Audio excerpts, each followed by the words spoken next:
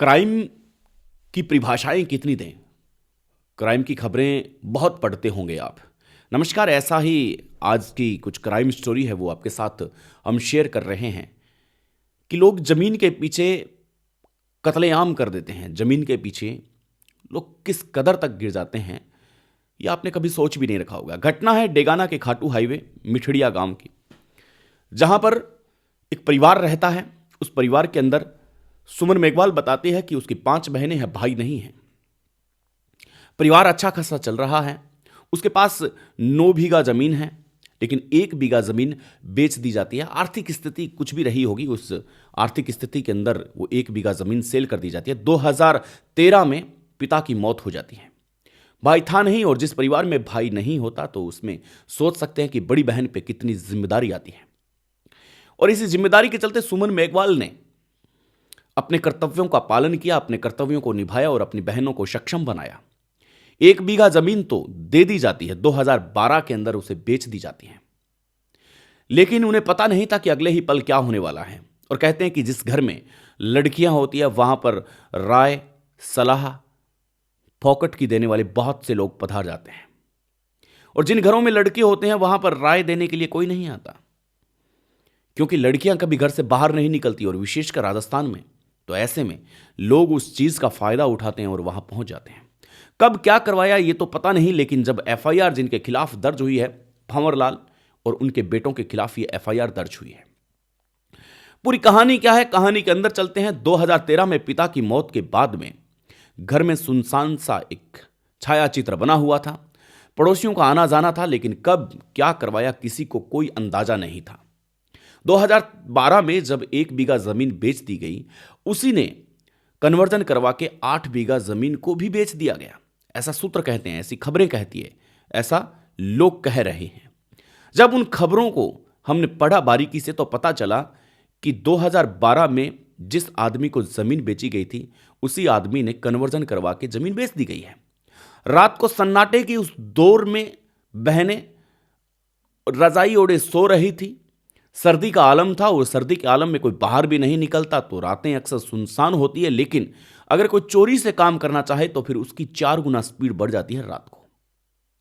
बस इसी रात का फायदा उठा करके सूत्र यह कहते हैं कि भंवरलाल और उनके बेटों ने जब 8 बीघा जमीन किसी अन्य को बेच दी गई कन्वर्जन करवा करके, किस तरीके से बेची यह पता नहीं, यह इसका अभी खुलासा होना बाकी है।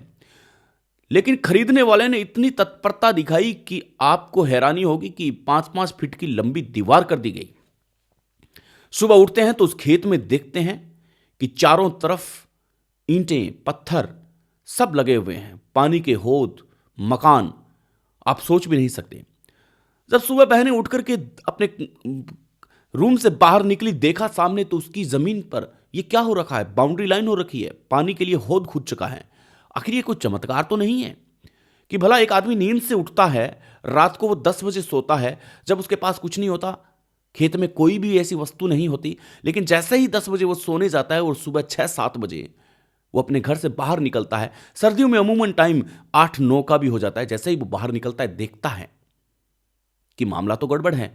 कैसे रातों रात ट्रैक्टर आए होंगे, कैसे सीमेंट आई होगी, कैसे क्रैशर आया होगा, और कैसे मिस्त्री ने, कारीगर ने ईंटें लगाई होगी। यह सबसे बड़ा सवाल है कि आखिर चोरी करने वाला इतना क्या शातिर दिमाग का निकलता है कि इस कदर निर्माण तक कर देता है और लोगों को पता तक नहीं चलता।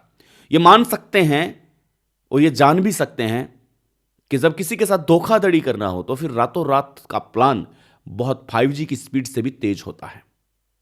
जब बहनों ने विरोध किया, इसका तोड़ने की कोशिश की कि हमारे ही खेत में तुम यह अवैध निर्माण कर रहे हो, बहनें तो हक्का बक्का थी। फोन की घंटियां बजाई गई, रिश्तेदारों को फोन किया गया, इधर उधर बातें की गई, पड़ोसियों को बताया गया कि हमारे साथ रात को ये हुआ है। लेकिन जब फोन कर करके उन्हें सांत्वना मिली कि कुछ नहीं ऐसा होगा, तुम चिंता मत करो, तब जाकर के उनके दिल में कुछ तसल्ली पहुंचती है। और इसके बाद में जब वो तोड़ने का विरोध करती है तो भंवरलाल और उसके बेटे ट्रैक्टर लेकर के उसे मारने के लिए आ जाते हैं, ट्रैक्टर चढ़ाने लग जाते हैं। और ट्रैक्टर का एक ऐसा गंदा खेल खेला जाता है जिसके अंदर महिला की लाज, शर्म ये तक छोड़ दी जाती है? क्या जमीन के पीछे किस महिला का सम्मान तक खो दिया जाता है? क्या जमीन के पीछे किस महिला को तिरस्कार तक कर दिया जाता है? यह राजस्थानी की अगर इस भूमि में अगर देखने को मिलेगा तो इस पर कार्रवाई तो ठोस होनी चाहिए। लेकिन अभी पुलिस तफ्तीश कर रही है। जैसे ही पुलिस को सूचना मिलती है, सुमन मेघवाल अपनी पूरी कहानी बताती है और सुमन के मुताबिक जो पुलिस को सुनने को मिलता है, पुलिस सुनकर के इससे और भी दंग रह जाती है। क्या ऐसा भी भला हो सकता है? फिलहाल कार्रवाई जारी है, पुलिस अपनी तफ्तीश कर रही है। मिलेंगे आपसे एक नई क्राइम स्टोरी के साथ, तब तक के लिए नमस्कार। बने रहें हमारे साथ। और अगर अभी तक आपने शेयर नहीं किया है तो कृपया करके शेयर कर दें। प्यारा सा भाई को सपोर्ट करें। हम आपके लिए नए नए किस्से और कहानियां यूं ही लाते रहेंगे।